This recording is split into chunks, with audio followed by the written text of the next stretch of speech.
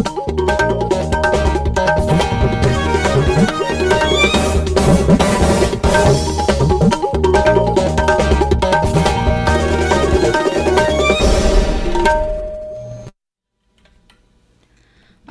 इम्फाल मोराथै बिहाइबिना पाउ पाजरी अहानबदा मरुइबा पाउ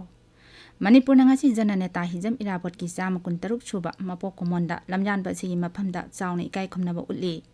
angalwadi center singda nongi ising yoksinaba thawrang lokhatnaba kendrana rajya amachung union territory punamakta khangankre CBI na antarjati ga mari lenaba drug network sing thugainaba pandamda operation garura hokre amachung pradhan mantri narendra modi na ngasi ayu gandhinagar mumbai bande bharat express rail gari lam thakre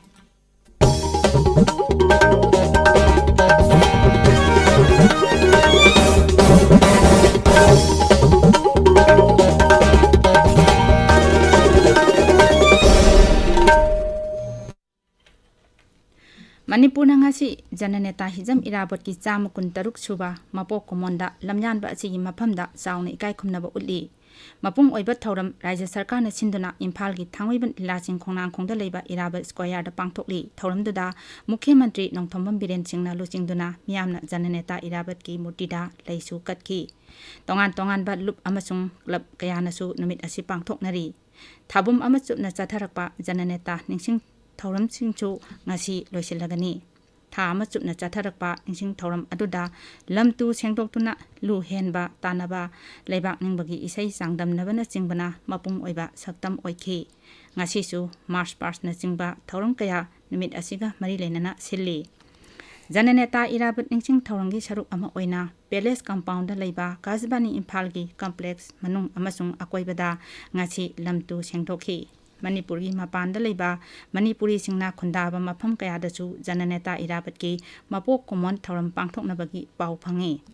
jananeta hijam irabot ki chama 13 suba mapok numit ka mari leinana nomagi oiba idan tawbagi kem ama Bishnupur jila gi ningthau khongda pangthokre Radha Madhav Club amadi Blood Center Jenims ka tongan ba lupsinga punna sinba kem aduda mioi samromna idan tawki Bishnupur jila da thabum amasupna chatharakpa Rashtriya Poshan Maha ngasi loisinkre jila asida leiba Anganwadi Center singda rally chatuna thabum palan asi loisinki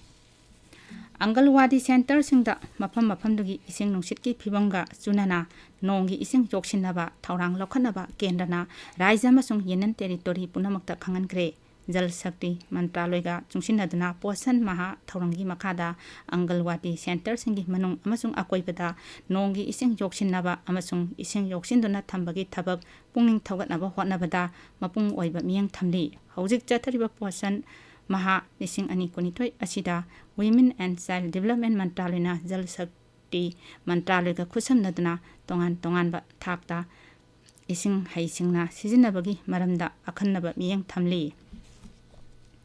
National Sports Academy Imphal da academic session lising ani kunitoi kolumdeda mingchanabagi medical fitness amasung age verification test yaukhiba singi phol laktokle candidate singna common lampak sports complex da leiba academic asidagi office matamda yengba yagani NSA management committee gi member secretary na thokpa cherol amana high motor ability test amasung specific test singi matang kona lakthokani Manipur ngasi ayuk pung 3 minute yankai humdoida pangkan kandaba sangda yuhar hakre tengno palagi kilometer manga mu chatlaga leiba mafam amada epicenter oiba Richter scale da manga dasmik ani ki sangda hakhibi yuhar aduna Myanmar amasung Bangladesh ki mafam khadada chu yauki hairi hauji phawbagi oinadi yuhar haba aduda misi mina amadi amang ata thokpagi pauleite Central Bureau of Investigation CBI na Antarjatiga mari lenaba drug network sing thugainaba pandamda operation garura hokre CBI na thorang asi Interpol amasung Narcotics Control Bureau ga loinana paikat kadabani masina Bharat Mahasagar lamdamda ahenba miyang thamli operation garurana Antarjatiga mari lenaba drug network drug sungphamsing drug jonbasing amadi puthok puchin tawriba miyosing thingbada akhannaba miyang thamli Operation manungda lebak asigi tongan ba rajya amasung union territory singda thibu humbagi thabak chathaki CBI amasung Narcotics Control Bureau gi mathakta Raja Nepal amasung Union Territory singi policing Punjab, Himachal Pradesh, Gujarat, Maharashtra, Tamil Nadu, Delhi amasung Manipurna operation asida saruk yari. Kasbani paumin hai akhanaba operation asigi manung channa mioi lising taruk chatuk check tawki anokba case sama kuntaret lokhatki mioi sama humudra manga phagatki operation aduda heroin kilogram manga ganja kilogram kuntra hundoi charas methadone smack alprazolam amasung tramadol tablet buprenorphine syringe amasung injection amadi popi maku kilogram kuntra phagatba ngamki hairi ताबीरीबा Pawase Akashvani Imphal दगिनी प्रधानमंत्री नरेंद्र मोदी ना ngasi ayu Gandhinagar Mumbai Vande Bharat express रेलगाड़ी Gandhinagar station दगी lump थाखरे